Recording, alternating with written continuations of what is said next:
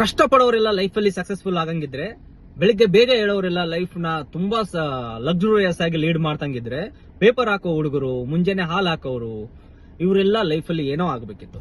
So ಕಷ್ಟಪಡೋದ್ರಿಂದ ಏನೂ ಆಗಂಗಿಲ್ಲ.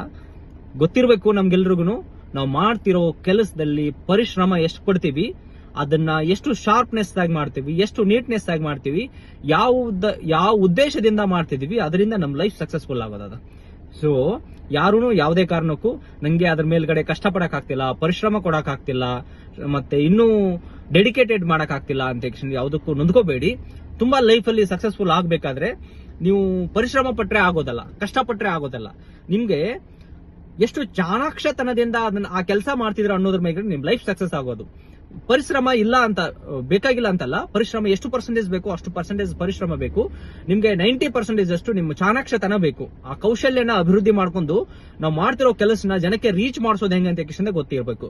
ಇದನ್ನ ನಾವು ಎಷ್ಟು ಬೇಗ ನಮ್ಮ ಲೈಫ್ ಅಲ್ಲಿ ತಂದ್ಕೊಂತೀವಿ, ನೀವು ಯಾವುದೇ ವಯಸ್ಸಲ್ಲಿ ಆಗಿರ್ಬೋದು, ಎಷ್ಟು ಬೇಗ ಅದನ್ನ ಇಂಪ್ಲಿಮೆಂಟ್ ಮಾಡ್ಕೊಂಡು ಆ ಕೌಶಲ್ಯನ ಅಭಿವೃದ್ಧಿ ಮಾಡ್ಕೊಂಡು ಆ ಶಾರ್ಪ್ನೆಸ್ ನ ಜನಕ್ಕೆ ರೀಚ್ ಆಗುವಂಗೆ ನಾವು ಎಷ್ಟು ಬೇಗ ಅಟ್ಯಾಚ್ಮೆಂಟ್ ಅನ್ನ ಮಾಡ್ಕೊಂತೀವೋ ಅಷ್ಟು ಬೇಗ ಲೈಫ್ ಅಲ್ಲಿ ಸಕ್ಸಸ್ಫುಲ್ ಆಗೋದು.